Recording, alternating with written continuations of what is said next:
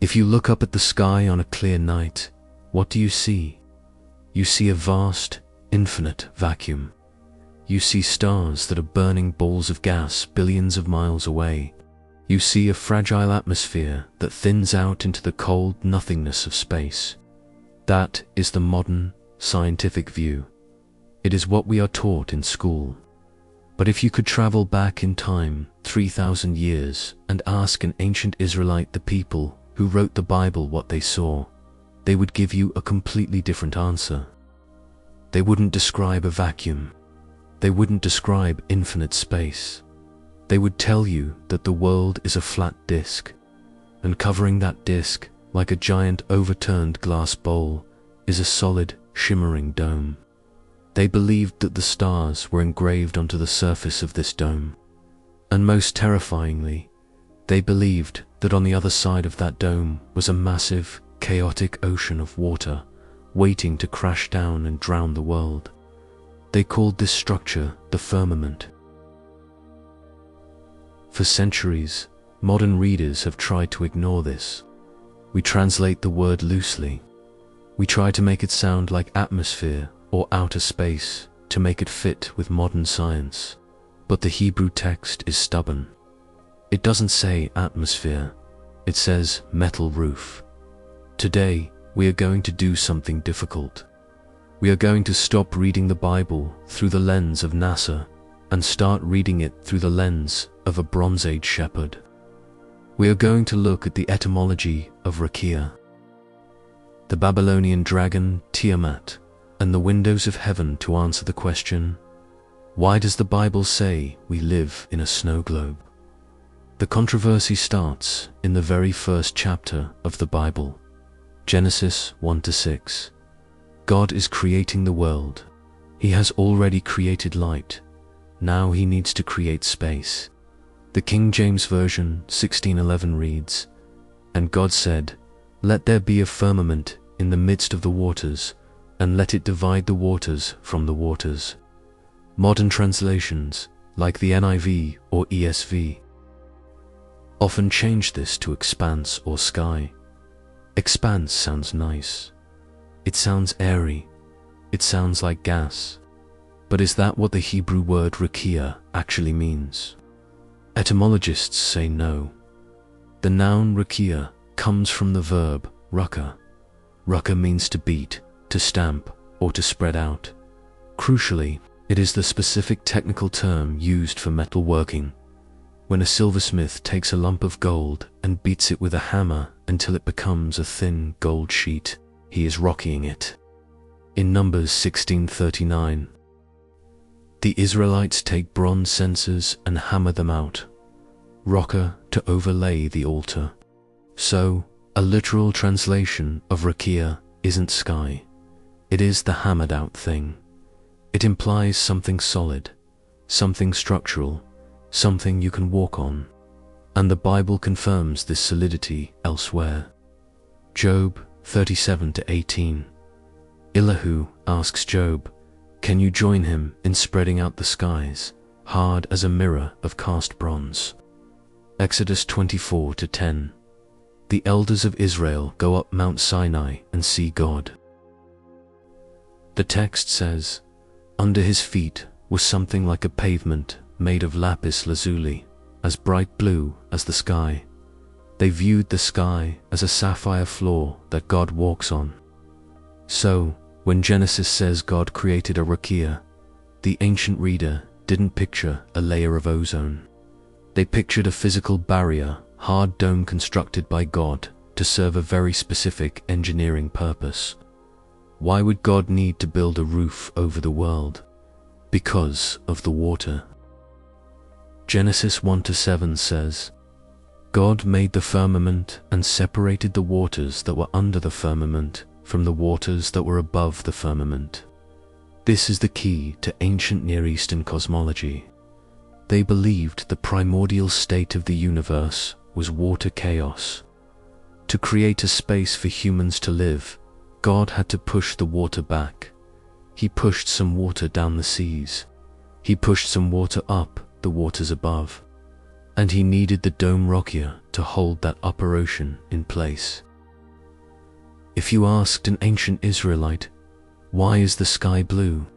They wouldn't talk about light refraction or nitrogen. They would say, because there is an ocean up there. You are looking at the bottom of the great deep.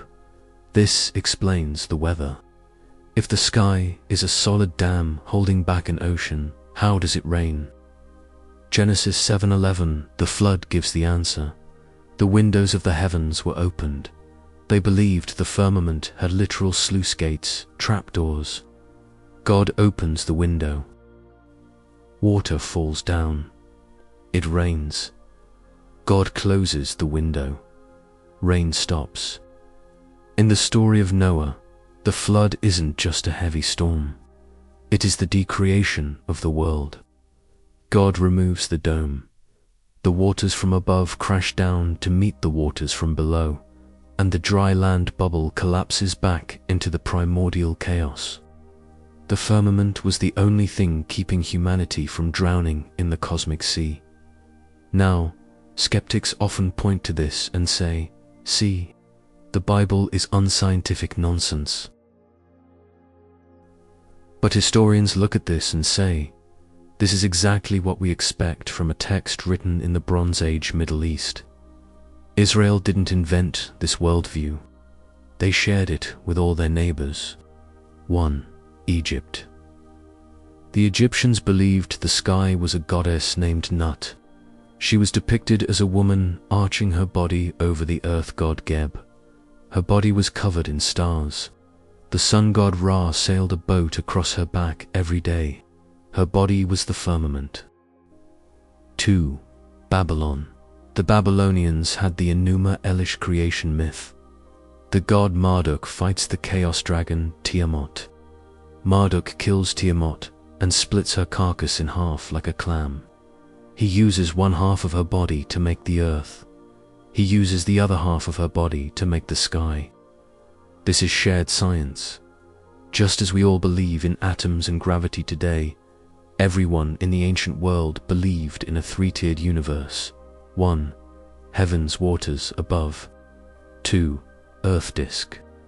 3. Underworld waters below. This was phenomenological science. They described the world as it looks to the naked eye. From a human perspective, the earth looks flat. The sky looks like a dome. The rain does come from above. It wasn't stupid. It was observational. So, if the Bible contains incorrect science, does that disprove its inspiration? This is where biblical scholars like John Walton propose a different way of reading Genesis. They argue that Genesis 1 is not about material manufacturing. It is about functional assignment. Think of a house versus a home. A construction worker describes the material of a house: drywall, bricks, cement.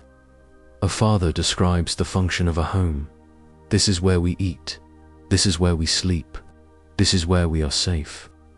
Walton argues that God wasn't trying to teach Moses about astrophysics or vacuum states. That would have been gibberish to them. God was using the scientific language of their day to teach a theological truth. The point of Genesis 1 isn't, the sky is made of hammered bronze. The point is, use that bronze dome you believe in. Yahweh built it, not Marduk, not Ra, and he built it to create a safe, ordered space for you to live. It turns the scary cosmos of the pagans into a temple. The firmament is the roof of God's cathedral. The earth is the floor, and humans are the priests. God accommodated his message to their understanding of physics to communicate his love. Today, there is a growing movement of biblical flat earthers who argue that because the Bible describes a dome, we must reject NASA and believe in a dome today. They argue, if the Bible is true, the world is flat. But this is a category error. It confuses the message with the medium. If I tell you the sun rose at 6 a.m., I am using phenomenological language. I know the sun didn't literally rise, the earth rotated, but I'm speaking from my perspective. You wouldn't call me a liar. The Bible uses the cosmic geography of the ancient world to tell us about God. It describes a snow globe universe, cozy, protected, and centered on humanity. Modern science describes a vast void universe, infinite, cold, and expanding. Both can be true in different ways. Science tells us what the universe is made of. The story of the firmament tells us why we are here. So, the next time you see the blue sky, you don't have to worry about a metal roof crashing down. But you can appreciate the ancient beauty of the idea that we are small, we are fragile, and we are held safe beneath the wings of the Creator. What do you think? Is the firmament a metaphor or a literal structure? Let me know your thoughts on biblical cosmology in the comments below. If you found this deep dive into the ancient mind fascinating, please hit that like button and subscribe for more content that uncovers the real stories behind our beliefs. Thanks for watching.